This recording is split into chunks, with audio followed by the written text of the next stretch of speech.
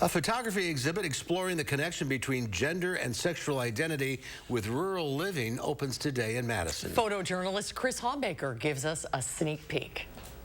It started as a personal exploration as me and my wife, as we were starting our family, if we would settle down here in Madison or if I would return to living on a farm. I wanted to talk to people who were already living those experiences, hear what it's like for them.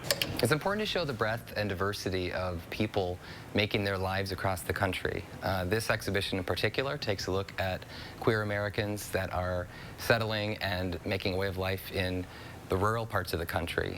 I think a fair number of people have experienced that the community might not be as visible, but it is still very strong and supportive. You just have to be a little bit creative in finding that community.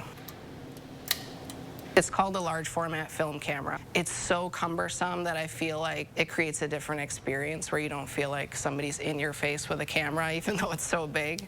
I'm still next to it and we're still communicating as we're making these portraits. Each piece of film is as big as the back, so it's an 8x10, kind of like a normal sheet of paper. Sometimes with this camera, I can't make the print any bigger. I can only make the print the size of the negative. It's such a big thing to be vulnerable with somebody else, especially somebody that you don't know. And usually I'm happy with the photos, but I want to make sure that they feel like they're authentically portrayed. So every time I share the photos, I'm a little bit nervous. We have assumptions about who lives in the country and what kind of people live in the city. This exhibition in particular is designed to shatter some of those stereotypes and to open the eyes and the minds of the spectator.